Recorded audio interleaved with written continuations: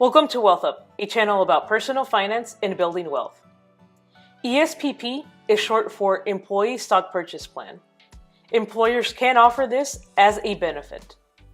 These programs allow employees to buy stock in the company at a discount. The discount ranges and is up to the employer, but it is capped at 15%, capped by the IRS. And 10 to 15% is the most common discount encountered. This is not financial advice, but if your employer offers this benefit, it is usually a benefit you want to participate in. Another perk is that the employers are not expected to withhold Social Security or Medicare tax. This is a savings of 7.65%. The employer will also set limits on how much you can contribute into the program, and the IRS limits it at $25,000. To participate, you will have to sign up and specify your contribution limit. The application period will be set by the employer, and they will also specify when your contributions will be deducted from your pay. Once you are enrolled and your employer is taking your contributions from your pay, the next thing to think about is once the program buys the shares, what will you do? Will you hold long term, or will you sell shortly after? This is where it is important to understand the tax implications. This is not tax advice. Talk to your CPA to understand your specific situation. There are two ways to categorize your earnings from this type of program, and it depends if the program is qualified or non-qualified. Qualified programs have some tax perks, while non-qualified programs do not. Some terms to understand and distinguish. The offering period is when the ESPP program starts. The purchase date is the date when the stocks were purchased. Depending on the employer, these two dates may be the same.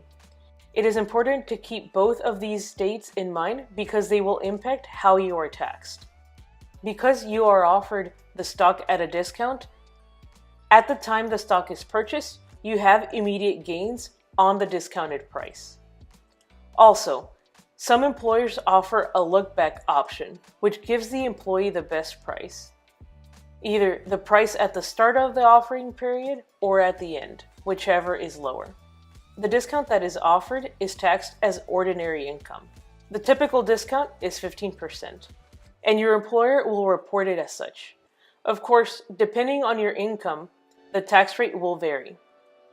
Any gain or loss from any change in price by the time you sell will either be taxed as long-term capital gains if you hold it for at least 1 year, or ordinary income if you hold it under 1 year.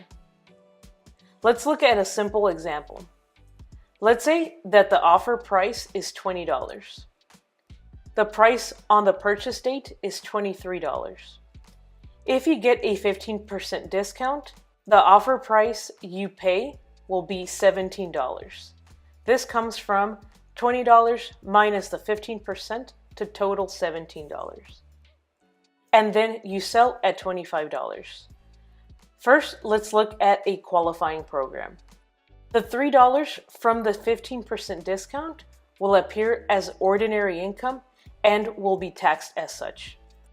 Then if you sell in less than a year, you will pay taxes on the profit between $20 and the selling price, which is $25 in this case. Therefore, you will pay on the $5 gap here for each share.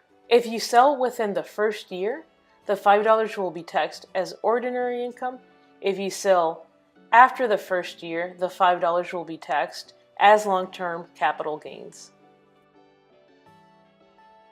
If this is a non-qualifying program, then the numbers are slightly different. Here the portion taxed as ordinary income is 23 minus 17 to total $6. As you can see here, the price used to determine the amount is the price on purchase date, not the price of the offer date. As such, the amount taxed is more and you will pay more. Then the gains will be 25 minus 23 to equal $2 per share.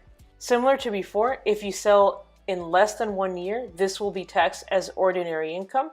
If you sell after 1 year, this will be taxed as long-term capital gains. Regardless of the program details, ESPP programs offer you as the employee the opportunity to purchase stock at a discount.